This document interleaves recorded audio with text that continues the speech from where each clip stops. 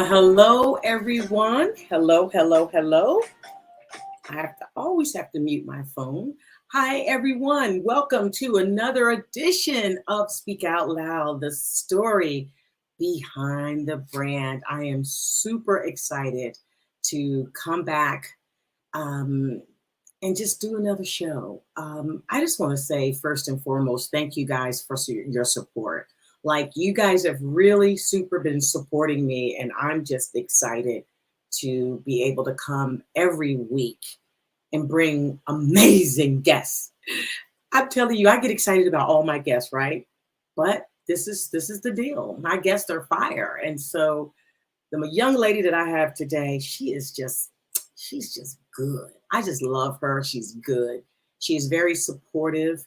She's an amazing woman, but she has an incredible story behind the brand. So I don't even want to dilly-dally, if that's a word. That's an old school word, so y'all have to know I'm pretty old for that. But I want to really get into this show because we've got a lot to talk about. Hidden family secrets that affect our mental health. As you guys know, it is Mental Health Awareness Month. So I want to first say, hey, happy May, and then happy Mental Awareness Month, because this is something very, very important that we need to talk about. So I'm super excited. I want you to sit back, relax, get a pen, get a pad, right? Call a brother, call a sister. If you know someone that has had some secrets that need to be revealed, that is blocking up their mental health, I want you to get them, call them, have them tune in right now, because we gonna get set free. We're gonna speak out loud today, and we're going to get set free. All this and much more coming next on Speak Out Loud. Let's go. You're watching Speak Out Loud, the story behind the brand. About that. See how modest she is, y'all? But let's go. So roasted crickets, I'm like, not eating that. Yeah. Consistency. Every day showing up, even when you don't feel like it.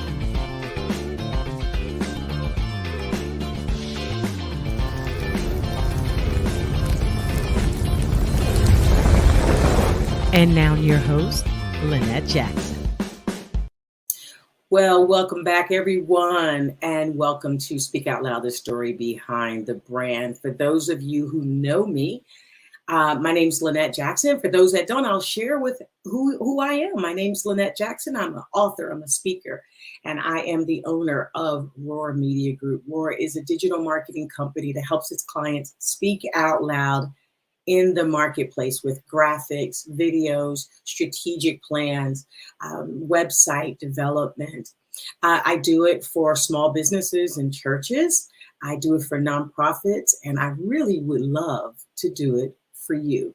If you are interested in having Roar help you speak out loud with some of your graphics, just hit us up on our website, roarmediagroup.com, and schedule a free consultation. I have something super exciting to tell you guys about, because I got my first brand deal. Yay! My sponsorship. I am being sponsored by Telehelp 24/7, culturally competent mental health care. Watch this. Hi, my name is Lisa. And because of what was going on inside of my head, I lost my smile a long time ago.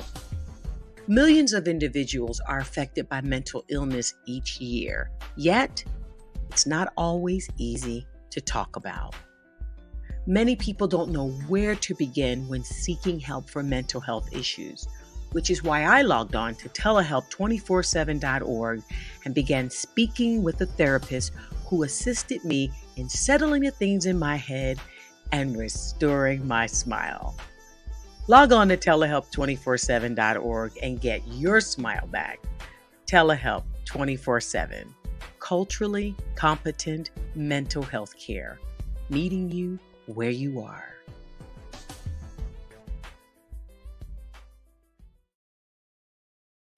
All right, guys. So if you guys need to talk to someone, this is Mental Health Awareness Month. If you need to talk to someone, log on to telehealth247.org. They're culturally competent mental health care therapists, life coaches. They will help you through what you are going through. You do not have to suffer in silence anymore. I am so excited to be partnering with Telehealth 24/7. And as we break down Mental Health Month, next week we're going to have Abraham Scully on, and he is going to help us break down the stereotype and help us understand why our children don't have to suffer in college anymore. They can get the help that they need. All right, so let's get started with our show today, because as I mentioned to you, it's a pretty tight one. It's a tight one. It's something that is going to that I actually am probably going to get free from some things myself. But without further ado, I want to introduce to some and present to others my guest for today, Miss Marsha Tate. Hey, Marsha. Hi, how you doing, Miss? I'm great. How are you? I'm excited. I know. I'm excited too. I'm excited. Let me tell you why I'm excited. Because every Tuesday, I look down at my phone and I look out here and I see you cheering me on. And I just want to officially say to the world that I thank God for our relationship, our friendship, and thank you for supporting. And I'm like, your story, when I heard your story, I'm like, we need to talk. And I need to get you from the comment section onto the platform so that you can share your incredible story behind the brand. So how are you today, my sister? Full of nerves, but we just gonna today and shame the devil. So Oh, I'm looking forward to it. we are going to get free today and we are going to shame the devil. So I always ask my guests the 4 clarity questions, and you are definitely, you know, the 4 clarity questions because you and I have both have the same business coach. We hang out on this crazy club at 7 o'clock in the mornings called Clubhouse, Bootstrapping Business and Ministry with Glenn P. Brooks every morning at 7 a.m. Coach Glenn, how you doing? I know you're out there listening. He's out here saying, you know what, I love seeing my people do what they do. And so we met in this club. And I just want you to be able to share who you are, what you do, why you do it, and who do you do it for? Well, my name is Marsha Tate, and I am a business startup coach, a mentor, and a mompreneur.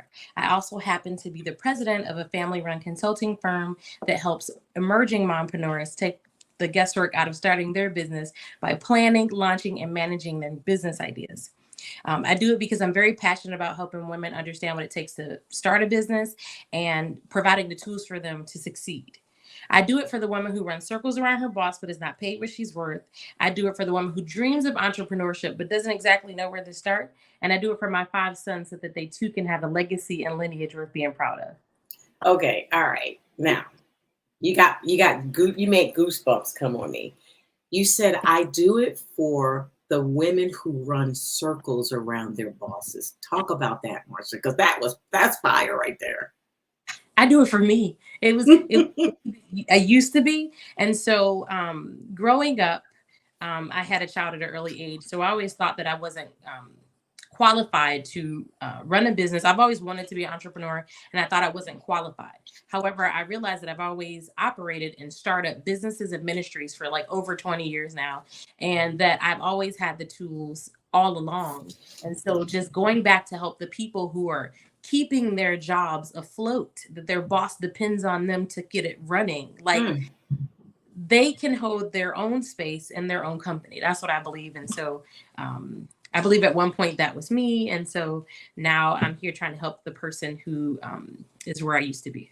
You know, that was a lot of us because, yeah. I mean, a lot of the times we could run circles straight around our bosses and like they wouldn't know what to do, but we were never compensated for, we were never given, given the accolades and the praise for it. But you know what?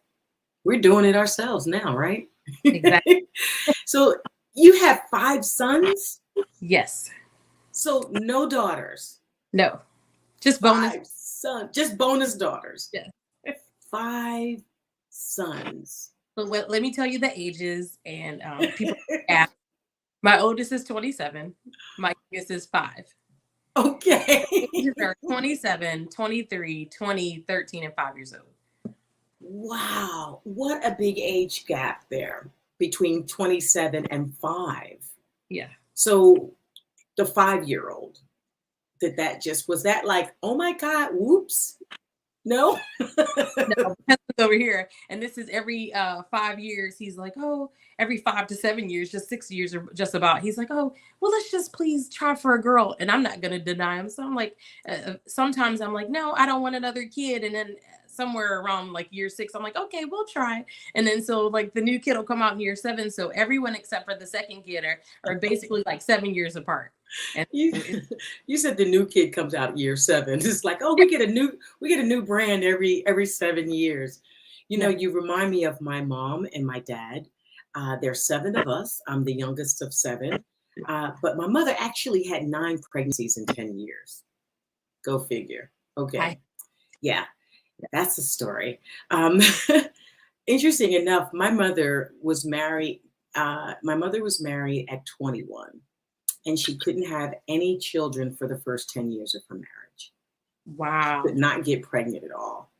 And had her first child at 31 and her last child at 41. And that was me. She had me when she was 41. No, but there's 6 girls and 1 boy. And so the reason why there are all those many girls is because mom is just she was trying to get some boys. So she kept trying. They kept trying. And so when my brother came along, it's like, okay, we figured out the formula now. Let's keep going. No. Just 1 boy and 6 girls. So yeah. So you tell us a little bit about what you do in your business, because you mentioned the word mompreneur. And I've heard that term a lot. But for people who don't know what a mompreneur is, explain what a mompreneur is. It's a mom entrepreneur. And just to kind of take you back, when I first started this business, this is my second business that I've owned. And so when I first started this business, I was doing all the things and helping people set up websites and just do digital work for them. And then I realized that I actually hated it. On the side, I was doing business development and helping my lady friends start their businesses. And so a lot of them just happened to be moms. And so as I got into coaching with Coach Glenn, my favorite coach, we started talking about like what was our unique story, like what got us to where we are. And we have to talk about like our core values and the story really behind our brand. And so the more I got to digging into everything, it just kind of unearthed so many things that I wasn't ready to talk about. And so then I joined the C4 group with Tina More Global.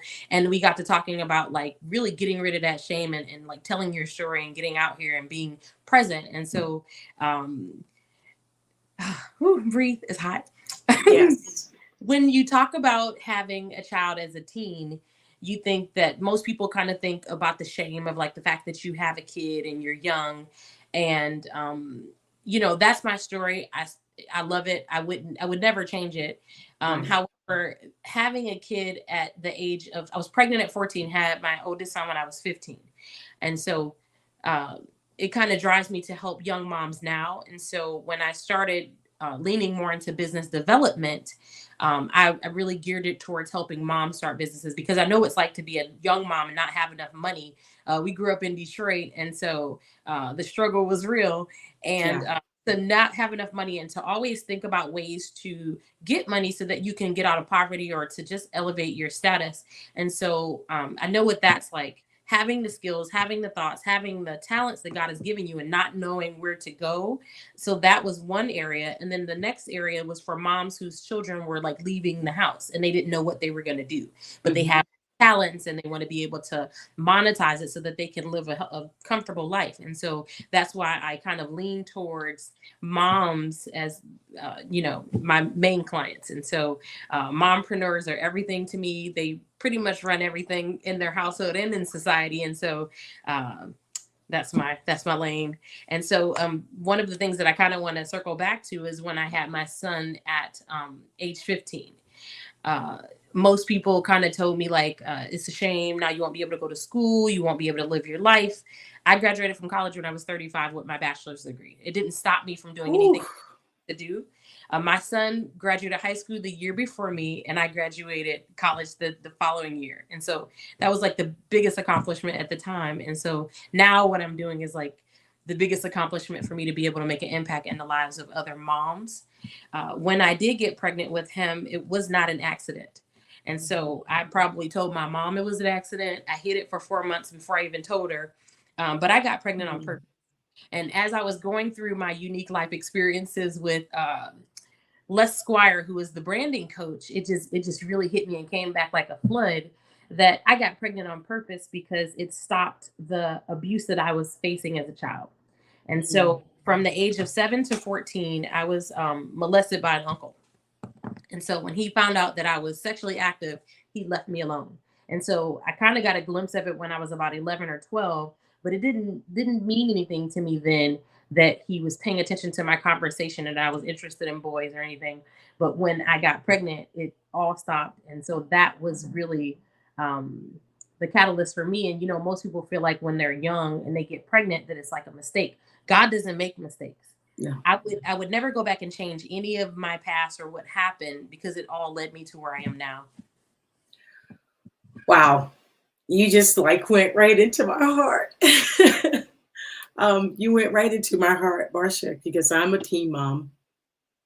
And so I got pregnant at 18 and had my son at 19 and was married. And I was told to just get married. I didn't want to get married, but I was told to get married to save face, just because I was in this church organization, not a very good church organization, but I was in this church organization and, you know, in there you had to save face. But I got married and I was physically abused. I got married when I was 6 months pregnant. And 2 weeks after I said I do, I was being physically abused, even at 6 months pregnant. And I just wish the day that I did not, you know, get married. I just, you know, because I was back home with my 3-year-old son, you know, back living with my mom because I couldn't take the abuse anymore. Wow. And so we are, you know, today's show, we're talking about hidden secrets that affect our mental health. You know, I don't talk about that story. I don't talk about the abuse. I don't talk about the sexual abuse at the hands of family friends, at the hands of clergy from the church. And I understand so much what you said when you said, I got pregnant on purpose. Because at 18, when I got pregnant, it was just like a relief that I was not going to be put in a position where I could be abused by this bishop of the church, as the bishop had sexually abused 2 of my sisters. And I have never, ever spoke publicly about this.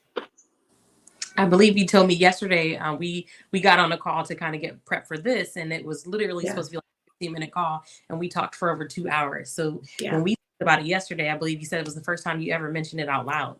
It was the first time I ever mentioned it out loud. That's huge. And so for me, I'm 42 now. I didn't tell my mom until I was 30 about what happened. And so here's the thing about it. I am one of 4 girls. And so at the time when my uncle was molesting me, I had no idea that he was molesting 2 of my other sisters. And so we all got together and talked about it 12 years ago, and then we all went to my mom and told her. And so when my mom got on the phone to confront him, because he's in Detroit and we're in Florida, his first response is, I don't remember. Now, if you're not a thief and someone accuses you of stealing things, you say, hey, I don't steal things. If you steal so much that you just don't remember, then you say, I don't recall. And so he tried to tell the people, like the family, that I was lying and it was whatever. And so we just told my mom, one of my aunts, and my uncle, we just discussed it amongst us, and my sisters knew. So as long as we knew what happened and my mom knew, we were okay. Fast forward to 2020, my stepbrother, who also lived with us for a period of time, started experiencing like mental health issues. And then it came out that he also molested my brother.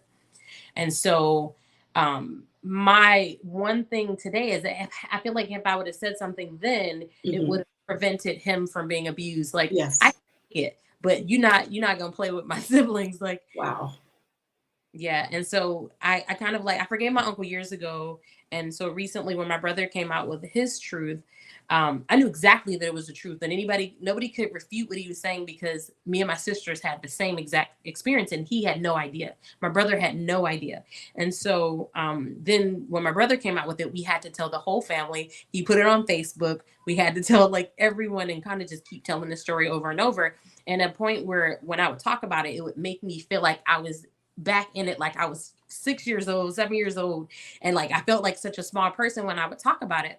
Ever since my brother kind of came out with what he had to say, I've been talking about it ever since to anybody who would ask me the question, not like so openly that it's like I stand on the soapbox to talk about it, but like in certain circles with my teen moms, I talk about it, or within safe circles, I talk about it. And I feel like the more I talk about it, the freer I become. And it's a part of my story, but it's not all of who I am. And I really appreciate you today for giving me a platform to just come and tell my story, that hopefully somebody else can tell their story, similar to how you were telling your story today. And I know that you're not dropping names. I'm not dropping names either, but people who know. People who know. They know. Now, this person is deceased, but you said something really critical. You said, if I had said something, maybe my brother would not have gone through this. So my sister said something because she saw that I was moving. I was next. And when she spoke, I never heard her speak to my mother that way, because the bishop did not want non-virgins, period. Okay? He wanted you pure as a virgin. And wow. And if you were dating or possibly having sex, active, then that was your way of escape. My sister escaped because she married a guy just to get out of this. She just started doing this. But when I was being groomed, and I'll have to do a whole show on this corrupt church and the bishop who's deceased now, because this is crazy. Yeah. But I was being groomed. I heard her speak to my mother, never in the way that she did. And I told my mother I did not want to be one of his handmaidens anymore, because it was like a handmaiden thing. And I said, I didn't want to be one of these anymore. And my mother was saying, to a mother in an organization or a cult like that, it was an honor to have your daughters as these handmaidens. I'm going to call them that for the lack of better words. But when I do the show, I'm going to talk about what their really names are and what they do. And I didn't want to do this anymore because I was getting interested in boys. I was like, hey, I was 16. I wanted to date. And I'll never forget my sister saying, if she doesn't want to do this, don't make her do it. And she spoke to my mother so abruptly. And I was so shocked, like, oh my God, the sky, we better watch out because you get ready to get hit with a shoe or something, Duck. And you better duck. You don't talk to mama like that. But it was so forceful, which got my mom's attention. And she said, if she doesn't want to do it, she doesn't have to do it because he's a rapist. He has molested me. He's had sex with me. I've been pregnant. I've had an abortion, and she doesn't want to do it. She didn't have to do it. That was shocking. But when she spoke, I had another sister who spoke and said, I know she's saying what she's saying is true because it happened to me. And so I've never, ever, ever, ever, ever spoke this story before. And so I thank you, because I wrote a book in 2011. It's called Hollow, When Everything That Means Anything Is Taken Away. And I teach people in this book to look beyond the surface of what they're going through, to identify the things that have brought them where they are. And so a lot of times people will say, even with depression and anxiety, I liken it to be like a sinkhole. And when you see a sinkhole, you go, oh, it just appeared. No, a sinkhole just doesn't appear. It's the underlying resources that's being decayed, that's inside, that actually the byproduct is the big hole, but the deterioration has gone on the inside for a long time. It's like a pimple. When you see it come up, it's being shown now, but it's the under stuff that's there. It's the bacteria in your skin that's bringing it to a head. Mm-hmm. And so this show is called Speak Out Loud.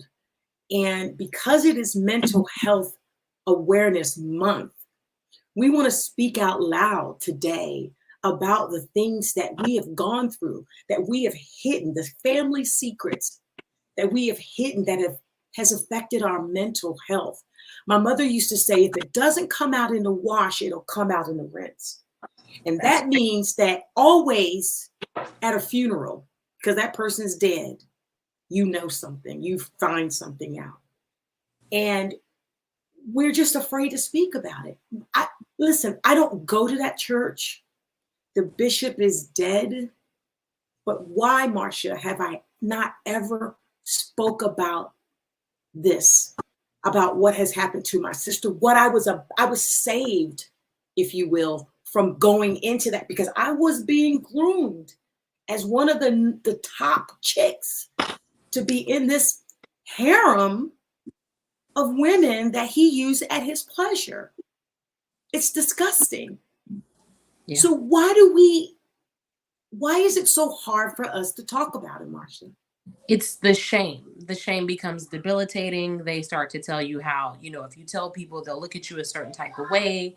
However, I feel like with this Me Too movement, with people coming out and talking about, exposing their truth, people start to see it for what it is. And the sad part about it is I feel like our society or our culture is full of more pedophiles than we know about.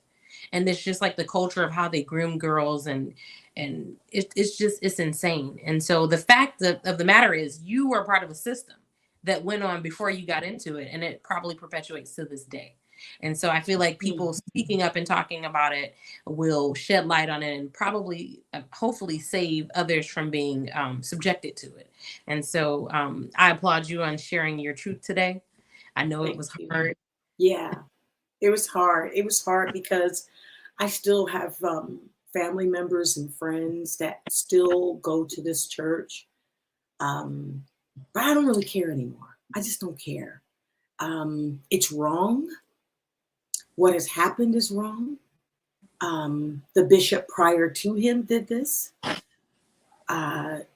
It's just wrong. It's wrong. And it is wrong to be touched as a child, molested, touched, sexually touched, inappropriately touched. It's just wrong. And I shared with you yesterday, there was a friend of my mom's, and my mom and dad, a family friend, who would touch me all the time. And I have never spoke about it. Would touch all the time. And here's the thing, he's dead, his wife's dead, but his daughter was my best friend. And he was a contractor. And he would come over and he would just touch you when your parents weren't looking. And I remember feeling just so shameful. Like, I didn't touch him. He touched me. You feel complicit. And it's like, as a child, you don't know any better. And so, Yes. yeah, so now in my current life, um, at this age, I mentor other teen moms through a nonprofit organization run by one of my mentors, Miss Amy Nelson. The program is called You Mom. And so we Mm. mentor teen moms. And so I don't ever wish that I could go back and erase my past, because having gone through what I went through and seeing everything as it unfolded allows me to help the younger moms now look out for signs and things, especially like for their children, for themselves. Like if they come in and say a certain thing to me or respond a certain way, I can tell like Yeah. what their background is, and it helps me to approach it with a different type of uh, uh, what's the word? Sensitivity. Yeah. Yeah. So I want to ask you this. They always talk about, marijuana is the gateway drug, right? Yeah. Do you think, and when I think back, when I think back on my life, and you mentioned it yourself, you talked about I got pregnant on purpose. Do you think that when we were abused, because this was abuse, touched, that did that lean us towards trying to really get, like, we wanted attention, even though we were getting the wrong attention? We wanted the attention, therefore we went into areas that we shouldn't have gone in. And talk about that, because I see that in your case. I see that in my case. I see that in my older sister's case. I see this in my sister who was touched. She had a baby when she was like 17. She was pregnant. And so it kind of almost pushed us in that. Do you see that, Marsha? Yeah. And so a lot of times they say that abused children abuse other children. So sometimes you can see it in their behavior. And like, when they say touch the dial, like they'll show you the inappropriate things that they've been exposed to. But also when you're exposed to those types of things early in life, it makes you in some cases hypersexualized, so that you're out there experimenting with other people. And so I've been sexually active since I was 11 years old. Okay. And if my 13-year-old ever told me that he was having sex, I would fall out on this floor right now. And so just the thought process of 11, like you were just 8, like how does that work? And so Right. to have started having sex at 11, to be pregnant at 14, and have a baby at 15, and want to be married at 16. Like I think I've always wanted to be married and be somebody's mom, but the thought process of doing that in your teens or wanting to go that route is an effect of being exposed too soon Yeah. to things that you have no business being exposed to. And Yeah. so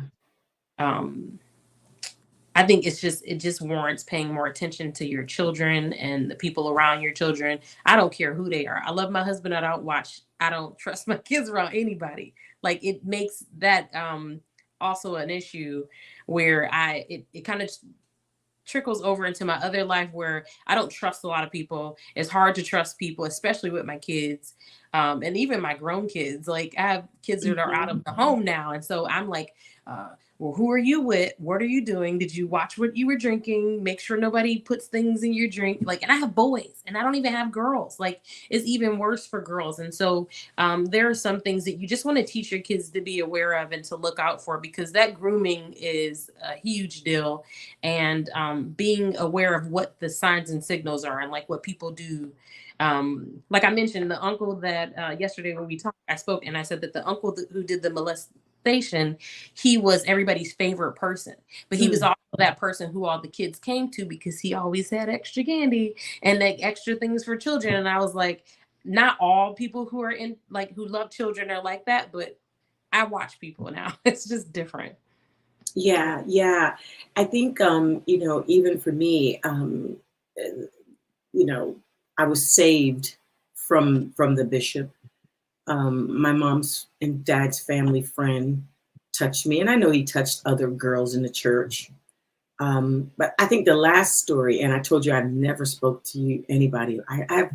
Again, I've kept all of this. This is for my own mental health. Okay, I'm getting free today, and Yes. I'm listen. If you're watching today and this is blessing you, please put "this is blessing me" in the chat.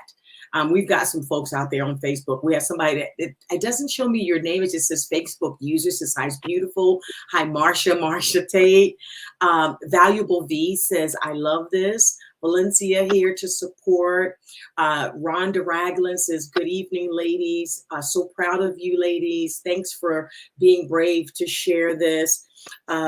Dave Glover's watching. Robert Adams is watching. Glenn Brooks is watching. Marcus Tate is watching. Your husband. You know, the last person that I was considered an adult. Okay, had my own child. But the creepy part about this was they did not approach me until I was around 21 years old. But they told me that they loved me from a child. And they thought it was cool. They actually thought that they were going to die. So they confessed their soul to me. And when they didn't die, they tried to act out on this. And this was a godfather of mine. They tried to act out on their feelings, you know, and I'm like, I don't know what to do with this. So we at times, we keep these things so packed down in our souls, Marsha. So, I mean, I talked earlier about telehealth being a sponsor. I want to put the website back up because it's imperative right now. If you're listening to this and you're dealing with what Marsha and I are talking about, if you've been touched, if you've been molested and you've not talked to anybody, I want you to tonight go to telehelp247.org and get some counsel. Talk to a therapist, talk to somebody. This show is called Hidden Secrets. And so what has happened is Marsha and I decided that we were going to no longer hide behind these family secrets, that we were going to reveal them and we were going to get free. No, these people can't come back to harm us. But that's a piece of me that I'm going to live again now, because it's been a piece of me that I have not allowed to live for so long because I've walked in shame. I've walked in guilt. And I always say, guilt is internal because you know something has happened. You know it has happened to you. But shame is external because people would put shame on you. And so you will be so guilty because they'll say to you, oh, shame on you, Marsha, for allowing this person to touch me. Or you must have asked for it, or you must have worn something, or you must have done something that attracted this person. The weirdest thing is that I remember as a child, I might have been 7 or 8. I told this uncle, when I grow up, I'm going to marry you. And he thought it was the funniest thing ever. And like now it makes me so ill. And so like, if I ever hear my kids say something, I get where they're coming from, but it's just, people are so odd. Like looking back on it, I can see so many things and so many red flags, but as a kid, like you have no idea what's happening. But and you're innocent. Absolutely. You don't know any better. I mean, we're learning about our own bodies. And to have someone touch you inappropriately and then ask you, how does that make you feel? Because that's what he would say to me. Yep. I don't know what to say. I don't know what to say how I feel. I knew it was wrong, but I knew that I could not tell my mom because this was my mom's best friend's husband. They talked on the phone for hours. This was my best friend's dad. I just, and I thought, well, if I say something, it's going to destroy a lot of relationships. So as a child, we should not carry that weight.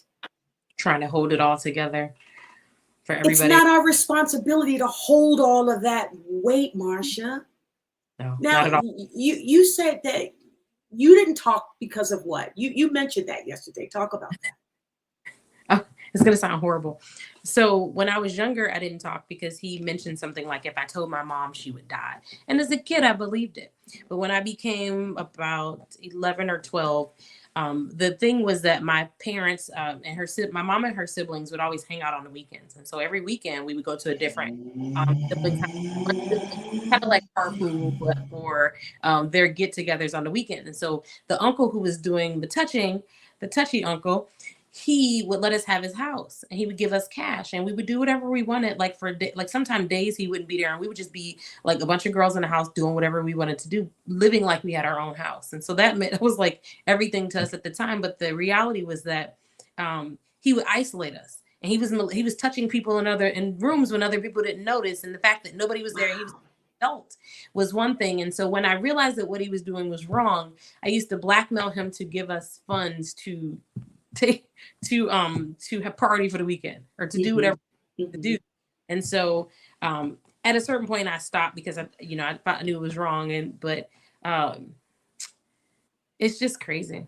But here's the thing, they manipulate you into not talking. I can recall my sister saying they would get a call and you knew what that call meant. It's your turn. And the girls that were there, no one spoke. You went, you came back, and no one said anything. But the real reality is that even if they said something because he was clergy, who would believe them? And then they would be ostracized. But they're being abused too. Yeah. But even so they never spoke to each other. And they knew they were being abused. It's the stigma attached to this was so horrifying that first of all, no one's going to believe you, but you were so afraid to even speak it to your roommate when you know your roommate was there yesterday. Because you don't want to go over the atrocities. You don't want to recount. Right. Right. You don't want to recount it. And it's a horrible thing to have to deal with. So let's talk about, because this, as I'm even said in the post when I said, I know I'm going to get free because I prayed about it. And I don't really care anymore. Yep. I don't care anymore. I just don't want, I have a granddaughter who's going to be 8 in December. And I can't imagine, she's 7 now.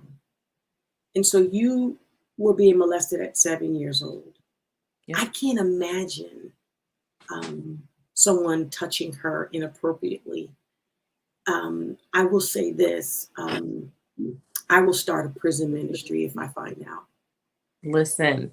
Can I just tell you that? I will start a prison ministry and it will be a good one. We will save a lot of souls in jail. God knew what he was doing. Trust me. And so let's talk about things that parents can do, things that we can do to kind of keep the lines of communication. When we start to see our kids kind of fall back into something, how to identify these things. And then let's talk about, as adults, what should we do? How do we be like Marsha and I? And get free. Look beyond the surface of what we're going through to identify the things that brought us there. So let's start with the kids first. So one thing that I think is huge is when kids, like you say, fall back from certain situations. If you have a family friend who the child loved at one point and then they start to recoil when they see them, pay attention to body language, pay attention to the things that your children say. Even if they don't say things, just pay attention to body language. That's huge for me. The other thing is ask them questions, especially if they're younger. They have no age limit for the debauchery. And so always ask questions. And what was the one thing you mentioned to me earlier about using actual names for your private parts? Because yes. So yeah. I just kind of did a little research and I found a beautiful website called Bethesda. And it talked about, there was an article out here I read that says, how can I prevent sexual abuse? And they gave 6 things. Number 1 was learn as much information as you can about physical and sexual abuse. Number 2, listen and talk with your children. And that's what we're talking about now, which is so key, is to do that. But number 3 was really interesting. It says, teach the 5 personal safety boundary rules. And that is, no one should look at the private parts of your body. No one should ask you to look at the private parts of their body. No one should touch the private parts of your body. No one should ask you to touch the private parts of their body. And then the 5th one is, no one should show you pictures of private parts on television, magazines, and computers. So in essence, what we don't do is share with them what the true names of our body parts are, so that they could feel comfortable enough to share what's going on. And you and I kind of chatted a little bit earlier about the funny names that our parents taught us. I'm 60 years old, so my mom used to, these are your tatas, and then you have your pocketbook. And she used to say, don't let boys put money and change in your pocketbook. And I'm thinking, well, I carry a pocketbook. A pocketbook should be good. Like, that's where you should be putting change in. But when you call your vaginal area your pocketbook, I mean, we're just getting free, right? It was your pocketbook. And she said, don't let no boys put no change in your pocketbook. Let's just be real about what our body parts are called and why it's inappropriate for someone to, if you will, put change in your pocketbook at 7 years old. Talk about that. It's important because, like I mentioned to you yesterday, the only time that we heard about anything that was not normal or not about molestation or things that were happening in the house, or were like on these after school specials, because nobody talked. In our community, what happens in our house stays in our house. You don't get free from telling your story because they want to shame you into keeping everything in the house. Aside from that, even getting treatment after is a problem. And so being able to have your children understand what those real terminology, those words are for their body parts, can help them understand when they hear it somewhere else, or like on the show when they're talking about what's right versus wrong when it comes to your body. And so that's a huge thing for me, because we had all types of nicknames for our parts. And I don't even know how I came to understand that it was wrong. Like, at what age? I don't remember. I really think it was an after school special. Wow, an after school special. So they have some more points on here. This is helpful tips when talking to your children. They give you helpful tips. And this, the number 5 is know the adults and teens in your children's lives. Let's talk about that, because you mentioned, nobody sits on nobody's lap.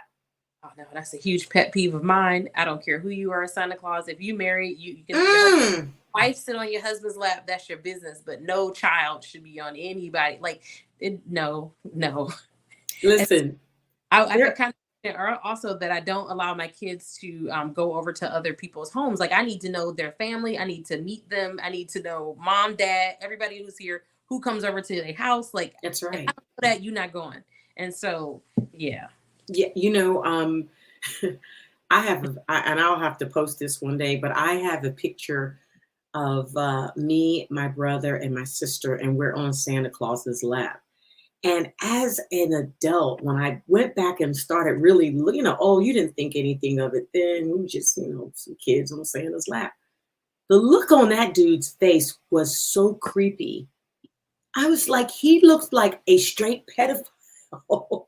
But this whole sit on Santa's lap and come to Uncle Bubba and, come to, no. When they had you call him daddy, you're not my daddy. I've been gone. Like, no. I'm your daddy. No, you're not my daddy. And I can you cannot take care of me like my daddy. So sorry, or here's another one, a kissing on the mouth. I've seen that happen. And it's like, that's creepy. That's creepy. So know the adults and teens in your children's lives and keep tabs on your children. And you talked about something about a way where you allowed your children to be able to talk to you so they could feel free, because most times kids don't feel like they can talk to their parents when something inappropriately like has happened, because again, because of the guilt and the shame that comes along with it. But you had a really unique way of raising your sons. So I'm going to take it all the way back to the fact that I had to go to counseling a few years ago because me and my husband were having issues because of communication. And what I found out is that because my boundaries were tested as a child, I didn't have boundaries as an adult. And so whenever I Mm. asked things, everything was always yes. And that was starting to put a strain on our relationship because I was extending myself for too many people. Wow. I live in the land of nope, no, no right now. But the reality is, I noticed that when my children don't have the ability to speak their mind, I am challenging their boundaries. Like I'm not allowing them to make choices. And so I learned this through the MAPS relationship counseling and stuff that we do with Coach Glenn, that boundaries are seriously important. And so whenever we have to have like real conversations, okay, so I'm going to date myself. On the one show where they would do the cone of silence and it would come down. So whatever was said inside the cone, there'd be information. Nobody outside the cone heard it. And so with my 13-year-old, because he went through like a little episode of bullying or whatever, we formed our best friend clique. And so with him, if he has something that he needs to tell me, he'll say, hey, best friend. And so when he tells me best friend, he can say whatever he wants to say, even if it's about me, if he's not like cool with the way I parent, or if I said something or made him feel bad, or if I like didn't make him feel like a man, because he's a big 13-year-old now. And so he can tell me whatever he wants to say. And then when it's over, we talk about it, and then we go, okay, best friend. And then that best friend time is off, and then we're back to mother son. But Mhm. he feels like he gets it out, so he's able to really like freely express himself, and now he creates better boundaries for himself, and we Mhm. to his boundaries. The 5-year-old says whatever he wants to say whenever he wants to say it, and I'm teaching him how to be less precocious, but yeah, he's a good time to happen. I love the when you said the cone of silence, because it. But I do think that I had a guest on not long ago, Tara Katina, and she is a life coach for kids, and so she was talking about a method of where they teach kids and parents how to communicate with their children so that their kids can open up and talk to them. But I think that it's important. We are running at the bottom of the screen, telehelp247.org. It is the sponsor for us. They're sponsoring this podcast this month, and I'm super excited about that. So log on to telehelp247.org if you need some help. You need to talk to a therapist. They're a culturally competent mental health care company that will meet you right where you are. So, Marsha, let's talk about how what you do can really help some people, some moms, and help them to be able to understand that they don't really have to go through this by themselves. That it takes a village. Talk about that. The reality is, the more I talk to women in business, I find that a lot of them are teen moms. I find that the majority of the ones that I come across, even on Clubhouse, are started as teen moms. A lot of them became teen moms because of situations similar to ours. And so Mm-hmm. find when you open up in particular safe communities that you're not the only one. You're not living on an island. And the funny thing about it is that, like, when I was growing up, 9 out of 10 people had the similar background to ours. I have one best friend who has never been molested, and so she's like a unicorn, and it's just odd Yeah. to our group, but it's crazy that that's the oddity. And so Wow. the reality is that you become an overcomer by the blood of the lamb and the word of your And the testimony. word So of your God's testimony. God's testimony and things that he did for you will set you free. However, opening your mouth and talking about what you've been through will get you that extra step. And so not only will it help you, but it will help somebody else. And so that's That's why right. showing up to talk about my past, is horrible as that particular situation was. It did turned me into the person that I am today. And so I'm not mad about that, because being able to help young moms or just women in general get free it means a lot to me. Yeah, So it didn't define you. no. And I'm going to say this to you, my sweet sister, that, wow, on the other side of your obedience to come and talk about this was my deliverance. Because as I mentioned, I never talked about this. And this was good for me. I never even heard those words come out of my mouth. Like my ears have never heard that. I've never heard the words that I was inappropriately touched. I was sexually abused. And we have to think that, oh no, they had sex with you to be sexually assaulted or sexually abused. If they touched you inappropriately, you were abused.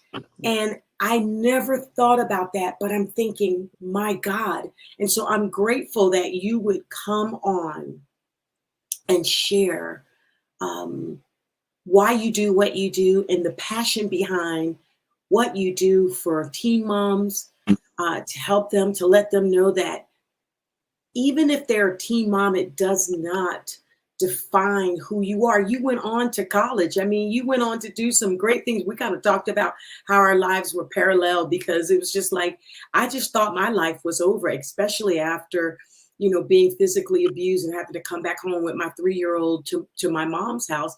And she said, oh, just go get a job at a grocery store. And I did that. I got a job at a grocery store, and I just felt like, well, this is what I'm going to do. I'm just, I'm going to get on welfare, and I'm going to do this. And this is my life now. But the devil is a liar. That it was not my life. And I went on to do some amazing things. And that child is one of the greatest people on this planet. My son is one of the greatest people on this planet. And I am grateful that the exposure that he was exposed to, watching his mother or being around his mother be abused like that it did not affect him. And so I'm just super excited about that, Marsha. So I thank you for sharing. No problem. Because you set me free. You gave me the courage to speak. And I just thank God for you. And I hope that you continue to tell your story, and you continue to set people free, set women free, men free, anybody who have been, it's not necessarily just to women. Right.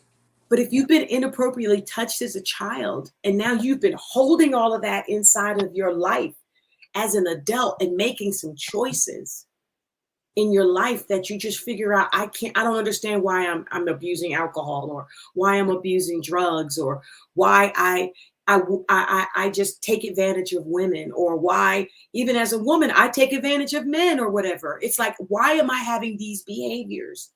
Because they didn't really get that settled. It's just been something that they've pressed. I know I pressed it so far down inside of me, but today I got free. I said it. It's out of me, and I can continue to heal. We have Valuable V says, this has been so informative and powerful. Thank you so much for joining us today. She's watching on YouTube, but I'm just excited. So as we close, Marsha, I just want you to look in this camera and just help somebody today.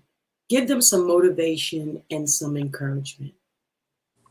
So the one thing that I want to say is that if you struggle with the symptoms from your past, that getting help is not a problem.